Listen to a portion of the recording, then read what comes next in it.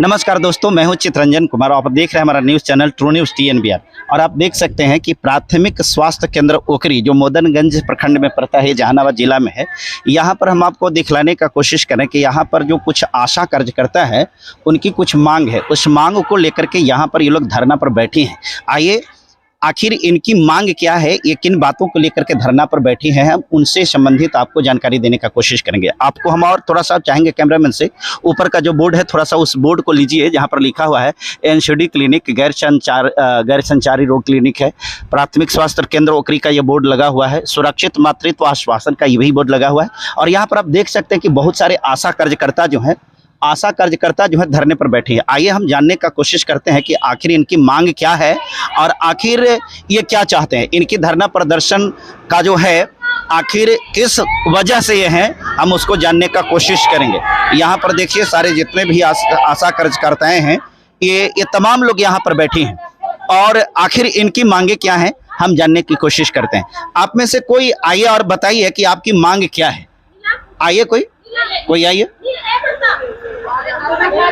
और अभी देखिए हमारे बीच में इनका जो प्रतिनिधित्व कर रहे हैं वो प्रतिनिधि जो हैं ये आएंगे, अब आ करके और अपनी बात को रखने का कोशिश करेंगे। आ जाइए, आप थोड़ा सा आगे आ जाइए। क्या नाम है आपका? मेरा नाम नीलम कुमारी है, आशा फैसिलिटेटर हूँ। और आप आशा फैसिलिटेटर हैं। आखिर ये इतने सारी संख्या में आप लोगों को यहाँ उपस्थित होने की जरूरत क्या पड़ गई? क्या मांग है आपकी, क्या दिक्कत है? वेतन चाह रहे हैं सर। तो वेतन तो आप लोग को मिल रहा होगा? नहीं सर, हम लोग को कमीशन के रूप में मिलता है सर। वो आपको कमीशन मिलता है जी। मैंने आप लेकर के आइएगा पेशेंट, उसके बाद तब उसके अनुसार खास करके अगर कोई गर्भवती महिला को अथी कराने के लिए प्रसव करे तो ओकरा में से 300 रुपया बस। ओकर से हर काम कमीशन पर ही है बस। नीतीश जी तो बहुत बढ़िया काम कर रहे हैं, आप लोग को इतना पैसा दे रहे हैं। कहाँ सर पैसा दे रहे हैं? वो अपने तो खौआ है सर। अपने खौआ है जी। हमको लगा कि पेट भरा है सर। हमको लगा कि आप लोगों को इतना पैसा मिलता होगा कि तो हम लोग आज धरना पर नहीं ना होते सर। नहीं ना, नहीं। आप देख सकते हैं इनकी दर्द को समझ सकते हैं। ये आशा कार्यकर्ता है और ये इनको जानिए कि क्या है, इनको कोई वेतन नहीं मिलता, इनको कोई पैसा नहीं मिलता, सिर्फ मिलता है तो कमीशन। वो भी कमीशन सब चीज का नहीं।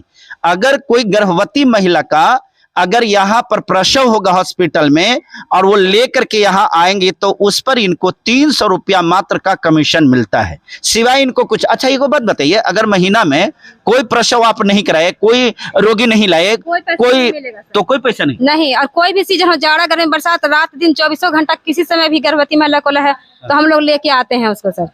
कितना भी बजे, रात रहे चाहे दिन रहे, दोपहर रहे, जाड़ा रहे, गर्मी रहे चाहे बरसात रहे, लेकिन हम लोग को गर्भवती महिला को लेकर पहुंचाना ही है हॉस्पिटल, सेवा देना ही है। और इसके बदले हम लोग को ही पारित से कुछ नहीं मिलता है सर। कुछ नहीं मिलता है तो सब में क्या मिलेगा सर? जब ये गैस सिलेंडर का दाम 1200 रुपया और हम लोग को 1000 रुपया देकर ठग दिया जाता है, तो 1000 रुपया कुछ के मिलता है? तो केंद्र सरकार की तरफ से 1000 रुपया। ये 1000 रुपया मैंने आपको और वो भी मतलब हम लोग को 16 महीना का रोक लिया गया है सर। वो भी अभी नहीं मिल रहा है। इधर मिल रहा था उसके पहले, शुरू जब चालू हुआ था तो 16 महीना का रख लिया गया, हम लोग को नहीं मिला, भुगतान नहीं किया गया है। अच्छा, मैंने जो मिल रहा था उसका भी भुगतान बंद कर, पहले का भुगतान शायद सरकार को लग गया होगा कि आप लोग को बहुत ज्यादा पैसा दे दिए होंगे, इसलिए बंद कर दिया होगा, है ना? यही कारण है। अच्छा, तो आप लोग क्या सरकार के पास में क्या मैसेज देना चाहते हैं, क्या कहना चाहते हैं? हम लोग सरकारी कर्मचारी का दर्जा चाहते हैं, वेतन चाहते हैं सर। और नहीं तो मैंने आप लोग का कहना है कि हमको सरकारी कर्मचारी का दर्जा दे, और जिस प्रकार से सारे कर्मचारियों को वेतन दिया जाता है उसी प्रकार से वेतन, पेंशन, ये जो भी सरकारी सुविधा है वो सारी सुविधा आप चाहते हैं। अब अगर न मिले तो फिर धरना करेंगे, हड़ताल बंद नहीं करेंगे सर। हड़ताल देश में बहुत धरना प्रदर्शन हो रहा है। हाल ही में मालूम है बिहार में बीजेपी का प्रदर्शन हुआ था, लोगों को बहुत मारपीट किया गया था। अगर वैसे होगा तो वो सब मार खाने के तैयार है सर, पीछे नहीं हटेंगे सर। मरना है तो डरना काहे लगी? एकदम नहीं डरना है। तो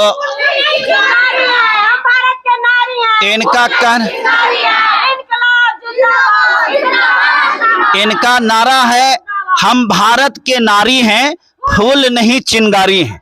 और इनका कहना है कि यदि हमारी मांगों को नहीं मानी गई और हमें जिस प्रकार से एक सरकारी कर्मचारी को फैसिलिटेट किया गया है, उसी प्रकार से फैसिलिटी अगर मुहैया नहीं कराया जाएगा तो ये अपने आंदोलन को तेज करेंगे और जगह जगह पर, हर जगह पर जाकर के इनका धरना प्रदर्शन होगा।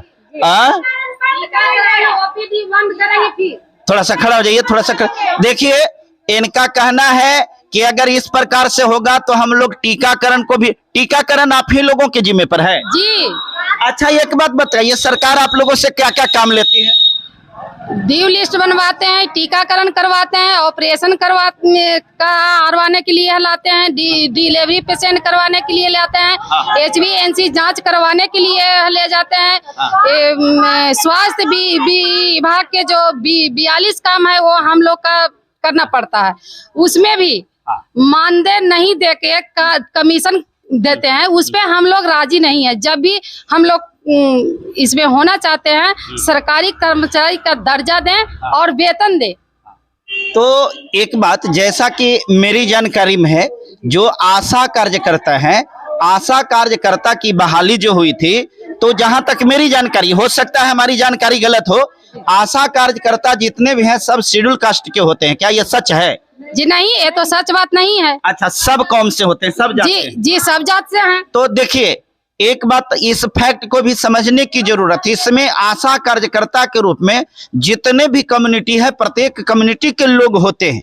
बावजूद इसके सरकार की इस रवैया को आप क्या कहेंगे, ये मैं तो नहीं जानता। आप यहाँ के जनता हैं, जनता के हाथों में सर्वोपरि ताकत है, और जब जनता चाह लेती है कि सरकार को धूल चटा देंगे तो वो धूल चटा देती है। और एक बात और, यहाँ पर भागीदारी सिर्फ पुरुषों का नहीं बल्कि महिलाओं का होता है। सरकार बनाने में जितना योगदान पुरुष का होता है, उससे कम योगदान महिलाओं को नहीं होता है। अच्छा, एक बात, इसमें इलेक्शन आने वाला है ना सर, हम लोग आशा बहने घर का भी वोट रोकेंगे तो 10-10 वोट रोकेंगे, एकदम मान के तय रखें। जिस प्रकार हम लोग रो रहे हैं उसी प्रकार सरकार को नहीं रोना पड़ेगा, तो आशा बहने के नाम पे कुछ लिखेंगे वो। नीतीश जी को वोट दीजिएगा नहीं सर? नहीं, जब हम लोग, अरे तो नीतीश जी को नहीं दीजिए, नीतीश जी को न दीजिएगा तब तेजस्वी को दीजिएगा। किसी को नहीं देंगे, स्वास्थ्य विभाग में किसी को नहीं देंगे वोट, हम लोग किसी को नहीं देंगे। तो आपका वोट बहिष्कारो चल जाएगा तो क्या होगा? फिर भी तो जीत जाएंगे।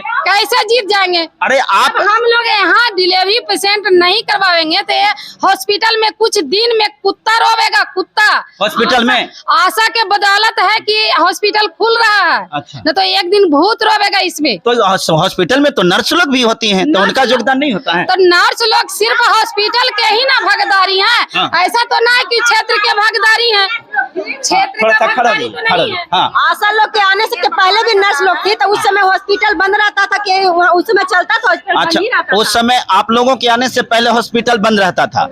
आप लोगों के आने के बाद हॉस्पिटल क्या कार्यक्रम में विस्तार किया गया, और रोगियों को या जो भी यहाँ आते हैं उनको आप लोगों के द्वारा ज्यादा सुविधाएं दी जाने लगी। यही कहना है आप लोगों का। और आप लोग जब ये काम को बंद कर देंगे तो बंद करने के बाद हॉस्पिटल का बहुत सारा काम जो है वो बाधित हो जाएगा। हाँ। प्रतिशत जो हॉस्पिटल में जो काम होता है, हाँ। दिन पर दिन प्रतिशत गिर जाएंगे। अच्छा, एक चीज तो हमने सुना समझा कि आपका मांग है कि हमको सरकारी कर्मचारी का दर्जा दिया जाए और साथ ही साथ सरकारी कर्मचारी के जैसा हमको वेतन दिया जाए, पेंशन दिया जाए। और कोई मांग है? रिटायरमेंट, हाँ, रिटायरमेंट, वेतन होना चाहिए। रिटायरमेंट भी दिया जाए। रहने का साधन, रहने का साधन के मतलब क्या? मैंने एएनएम दीदी के लिए हर चीज उपलब्ध यहाँ है। हाँ। उसी प्रकार हम लोग का भी उपलब्ध होना चाहिए। ये बात जी, रेगुलर काम चाहिए। मैंने रेगुलर काम दीजिए और हमको रेगुलर पेमेंट दीजिए। आपका क्या? देखिए, सच बात कहा जाए तो ये जो आशा कार्यकर्ता है, अगर कोई भी व्यक्ति इंसानियत के दृष्टिकोण से देखेगा और सोचेगा तो यह सही समझ में आएगा। क्या इस महंगाई के दौर में, जहां पर सिलेंडर गैस का दाम 1200 रुपये हो गए हैं, जहां पर पेट्रोल का दाम शतक से भी पार कर गई है, जहां पर दूध का दाम हाफ सेंचुरी से पार कर गई है, जहां पर तमाम चीजों की महंगाई जो है चरम पर पहुंच गई है, लेकिन इनके लिए सरकार की जो कमीशन है वो 300 से ज्यादा आज तक नहीं हुआ। क्या 300 रुपया पर ये अपने घर को, अपने परिवार को चला पाएंगे? बिल्कुल असंभव है। और इनके दर्द को, इनके जो समस्या है, इस समस्या को सरकार को हर हाल में समझना चाहिए और समझते हुए इनका समाधान अवश्य देना चाहिए। क्योंकि इनका कहना है कि यदि हमें सरकारीकृत नहीं किया गया। अगर हमें सरकारी नौकरी का दर्जा नहीं दिया गया, हमको सरकारी कर्मचारी का दर्जा नहीं दिया जाएगा, तो इस बार 2024 में जो चुनाव होने वाला है उस चुनाव में क्या करेंगे?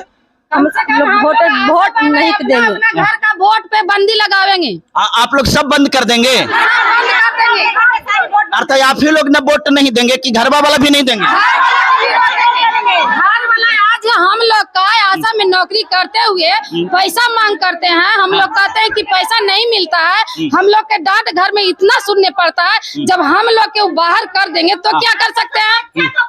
गार्जियन मानेंगे ही मानेंगे। तो आप लोग के गार्जियन भी वोट विपक्ष में करेंगे? एकदम विपक्ष में कर देंगे। अर्थात इनको हराने के लिए वोट आप लोग करेंगे जब तक आपके बारे में नहीं सुनेंगे तो।